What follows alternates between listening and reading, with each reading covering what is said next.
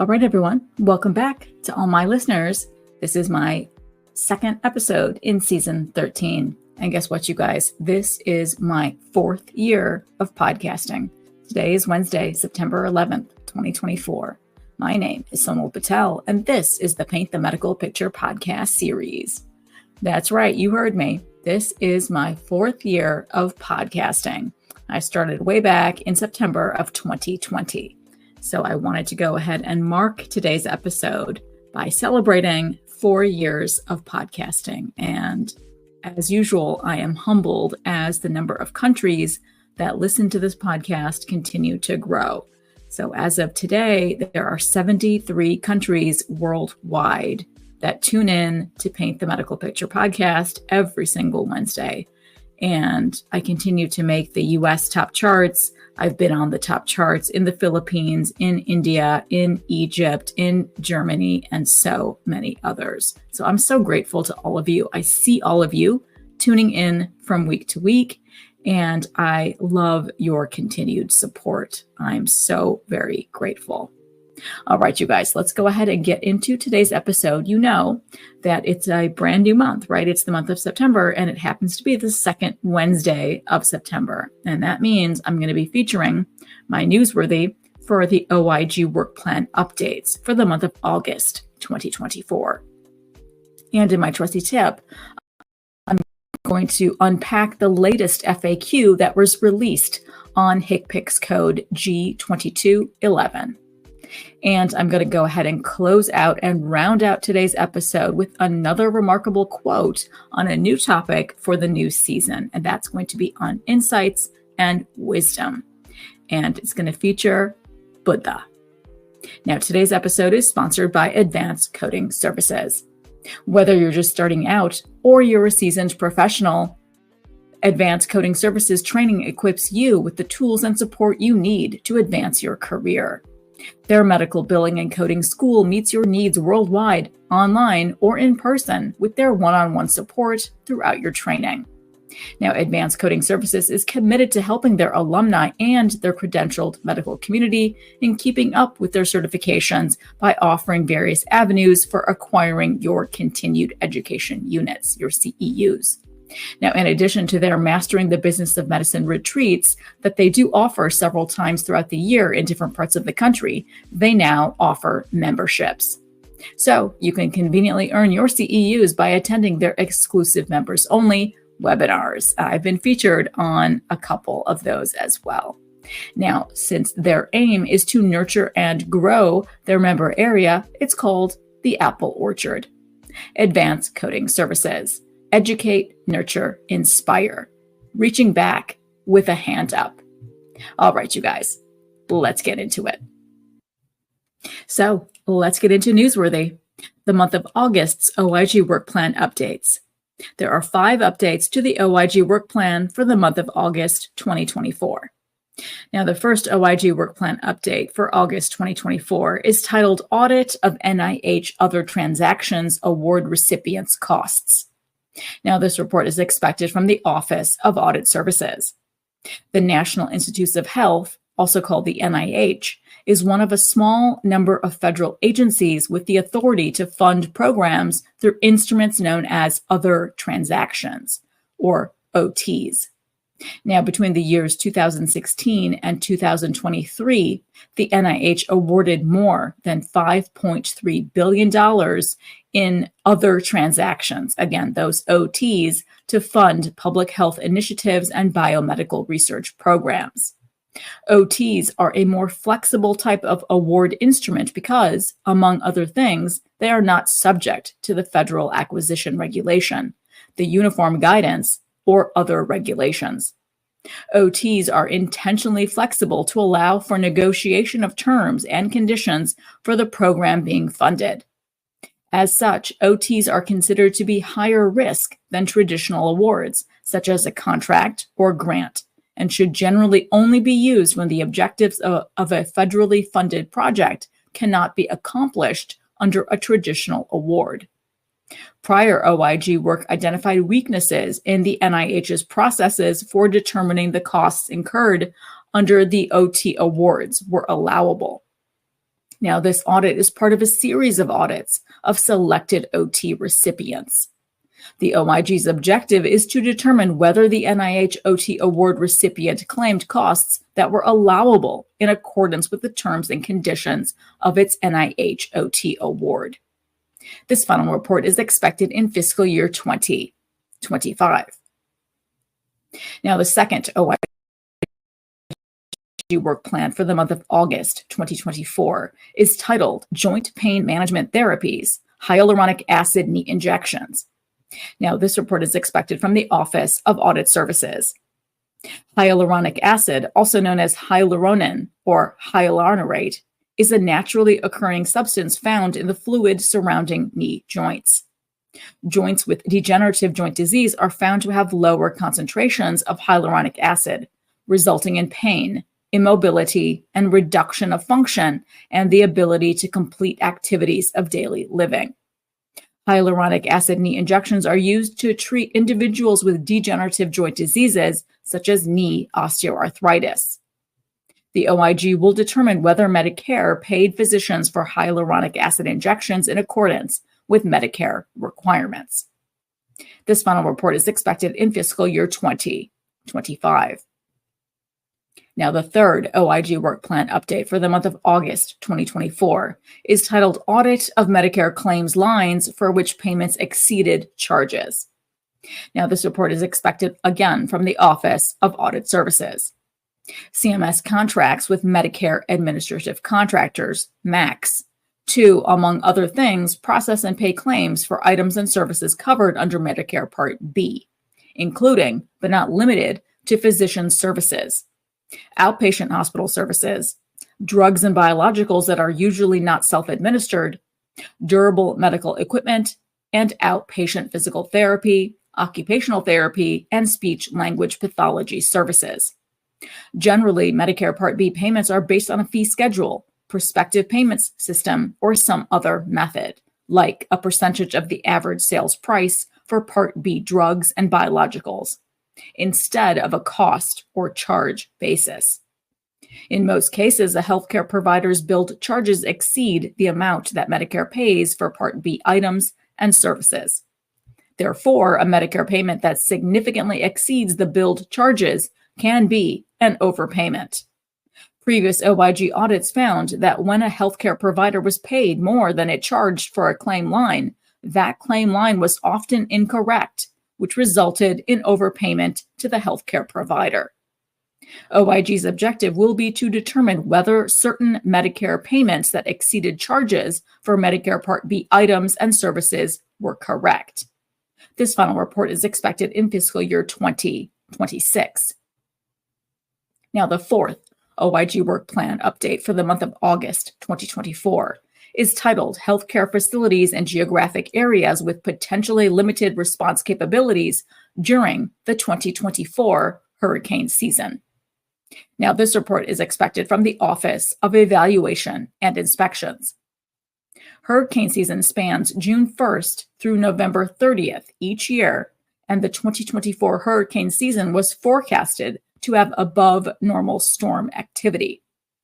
To strengthen preparedness and response capabilities and ultimately improve continuity of care, the OIG will synthesize program and performance data to provide new insights about healthcare facilities and geographic areas that may be at risk and potentially less prepared for a hurricane or similar storm event.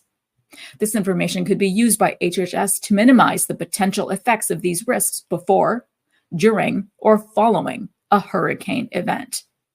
This final report is expected in fiscal year 2025. Now, the fifth and final OIG Work Plan update for the month of August 2024 is titled Review of the Office of Refugee Resettlement's National Call Center Response to Incoming Calls. Now, this report is also expected from the Office of Evaluation and Inspections. The Office of Refugee Resettlement, or the ORR's National Call Center, or NCC, is a helpline available to unaccompanied children, parents, and sponsors, among others. Children who were released to sponsors may contact the helpline if they feel unsafe or are not receiving adequate care, and sponsors may contact the helpline to report a child as missing or to request additional community resources. OIG will examine the steps that ORR's NCC took in responding to calls related to children's safety after release to a sponsor. OIG will consider whether there are opportunities for ORR's NCC within the scope of its authority to strengthen its response to incoming calls, which could result in better protecting children. This final report is expected in fiscal year 2025. And now it's time for my best practice tips in Trusty Tip. All right, now I know I just went over G2211 in season 12, but the Centers for Medicare and Medicaid Services, or CMS, they just released an FAQ last week that provides us with a little more nuance, a little more insight. So I thought today's Trusty Tip could focus on the additional wisdom provided in that FAQ, the frequently asked questions document that CMS dropped on August 22nd, 2024. Now, let's go over what the definition of that HCPCS code is. G2211 is defined as visit complexity inherent to evaluation and management associated with medical care services that serve as the continuing focal point for all needed healthcare services and or with medical care services that are part of ongoing care related to a patient's single serious condition or a complex condition. This is an add-on code, and HCPCS code guidance states very clearly to list it separately in addition to the office or other outpatient evaluation and management visit, new or established. Now, there are 12 questions and answers provided on that FAQ, but be mindful that all of the individual MACs, right, those Medicare administrative contractors throughout the country, will update their own individual web pages with this additional information or their interpretation of this new document as they see fit. So I'm going to start off with question number 7. That's a good one, in my opinion. Question 7 states, quote, what must be documented for HCPCS code G2211? What does a billing or treating practitioner state in the patient record for the medical necessity of reporting HCPCS code G2211? Now, I know that's been a question on people's minds ever since this code became active back on January 1st, 2024. So what types of documentation is necessary? That's what the questioner asked here in question number 7. Now, the answer that CMS provides is, quote, we have not specified any additional medical record documentation requirements for reporting the HCPCS code G2211 add-on code. Our medical reviewers may use the medical record documentation to confirm the medical necessity of the visit and the patient care relationship as appropriate. We would expect that information included in the medical record or in the claims history for a patient/practitioner combination, such as diagnoses, the practitioner's assessment and medical plan of care, and or other codes reported could serve as supporting documentation for billing HCPCS code G2211. Practitioners should consult their Medicare administrative contractor, their MAC, regarding documentation requirements related to the underlying office or other outpatient E&M visit. Practitioners should also consult the Evaluation and Management Services Guide, which is MLN number 006764, published at the very latest, most recent publication in August of 2023. So like I stated a bit earlier, we have to be vigilant and be mindful to our jurisdiction region, our MAC, and look at those web pages to see if they have any updated information. So that was their answer by CMS for question number 7. Let's move on to question number 8. Now, it's also reinforcing what I stated in season 12 and various articles that I've already written on HCPCS code G2211. So question number 8 states, quote, what constitutes a serious or complex condition? what diagnosis must be used, end quote. Now, the answer that CMS provides is, quote, no specific diagnosis is required for HCPCS code G2211 to be billed. For the billing practitioner, it would be appropriate to report a health condition that is a single serious condition and or a complex condition for which the billing practitioner is engaging the patient in a continuous and active collaborative plan of care related to an identified health condition, the management of which requires the direction of a practitioner with specialized clinical knowledge, skill, and experience. Such collaborative care includes patient education, expectations and responsibilities, shared decision-making around therapeutic goals, and shared commitments to achieve those goals. We provide several examples to clarify the use of HCPCS code G2211 in the context of specialty care.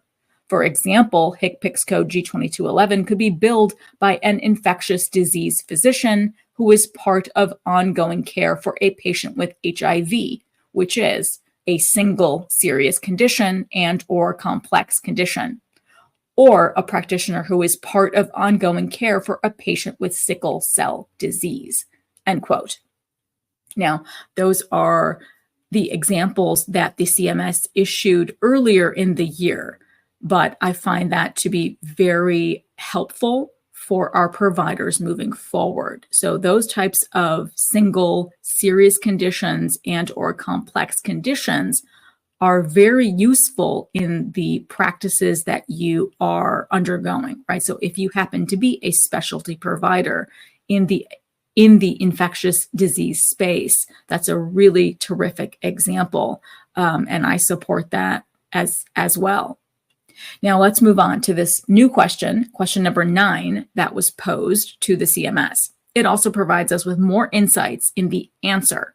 So first, for question number 9 states, quote, what is the definition of longitudinal? Longitudinal, that's hard to say.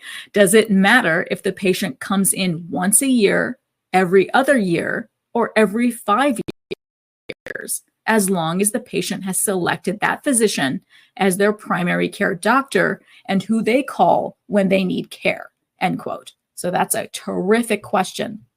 Now, the answer that the CMS provides is, quote, the add-on code, HCPCS code G2211, captures the inherent complexity of the visit that is derived from the longitudinal nature of the practitioner and patient relationship. So again, that length of time that patient is seeing that particular provider. Now, the CMS continues on, quote, therefore, HCPCS code G2211 is not appropriate. And they stress by underlining here that HCPCS code G2211 is not appropriate when the billing practitioner has not taken responsibility for ongoing medical care for a given patient with consistency and continuity over time, or does not plan to take responsibility for subsequent ongoing medical care for that particular patient with consistency and continuity over time. I think that's really great insight that they provided there that is new, that we've not seen before. Now, the CMS continues on and says, quote, no specific definition is provided for longitudinal for HCPCS code G2211 to be billed. As long as the practitioner-patient relationship aligns with question number 1 above, and I will go over question number 1 in a minute. So long question 1 is in agreement with this question number 9. So they continue by stating that HCPCS code G2211 can be billed to recognize the services that enable practitioners to build longitudinal relationships with their patient and address the majority of patients' healthcare needs with consistency and continuity over longer periods of time. This includes furnishing services to patients on an ongoing basis that result in care that is personalized to the patient. The services result in a comprehensive, longitudinal, and continuous relationship with the patient and involve delivery of team-based care that is accessible, coordinated with other practitioners and providers, and integrated with the broader healthcare landscape, end quote. So finally, like I alluded to a moment ago, I'm going to circle back to question number 1 posed in the FAQ. So that first question that was posed by a questioner was, quote, when can I report HCPCS code G2211, end quote. Now, CMS in this new document that was just released at the end of August states, quote, all medical professionals who can bill Medicare for office or other outpatient evaluation and management visits, again, with those specific individual CPT codes, only CPT codes 99202 through 99205 for new patient, and the set of codes 99211 through 99215 for those established patients. Those are the only code ranges that are applicable. They may report the HCPCS code G2211 add-on code to those CPT codes for office or other outpatient E&M codes that I just stated. Now, HCPCS code G2211 may not be reported without reporting those other office or outpatient E&M based codes. Again, those CPT codes that fall in the range of 99202 through 99205, as well as 99211 through 99215. So HCPCS code G2211 captures that inherent complexity of the office or other outpatient E&M visit that is derived, again, from the longitudinal nature of the practitioner and patient relationship. And again, all of this is based on the calendar year 2024 physician fee schedule final rule. Now, there are really, really great insights that are provided later in the answer of our question 1 when CMS states, quote, there are many visits with new or established patients where the office or other outpatient E&M visit complexity add-on code would not be appropriately reported.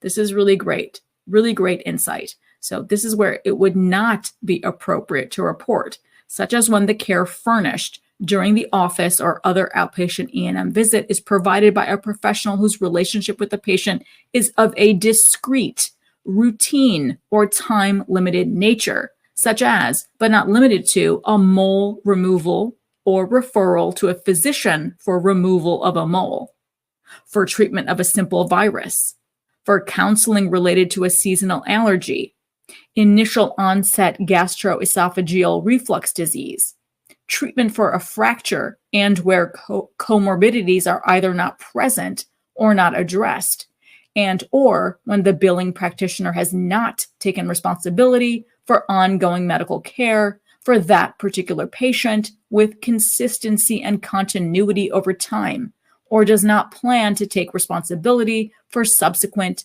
ongoing medical care for that particular patient with consistency and continuity over time, end quote.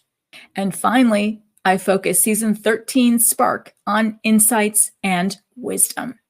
I want this 13th season Spark to be filled with our world's thought leaders, writers, artists, philosophers, everyone who inspires us with their insights and their wisdom. So, in this week's inspiring quote in Spark is from Buddha. A wise man, recognizing that the world is but an illusion, does not act as if it were real, so he escapes suffering.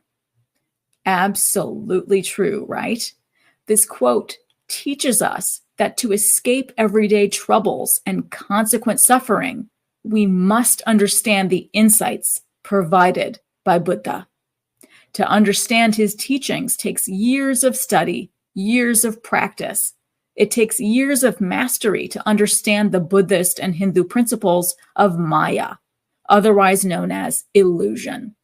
I know this quote reminds me to continue learning, continue growing to achieve spiritual growth, not just worldly growth, not just material growth. I'm happy Buddha's spark burns brightly and still inspires so many of us. All right, you guys, what are your plans for the month of September? College football games, fall festivals? I know I'm going to be doing some of both. I love the fall. It's my very, very favorite season, as all of you guys who've been tuning in for 4 years now are well aware of. It's my favorite season, from pumpkins to apples to Halloween, all of it. I love the fall season. All right, you guys, I wish you all an amazing, amazing, and very happy week ahead. Thank you so much for listening on today's episode. And I hope every week with me brings you closer to helping your providers paint a masterpiece.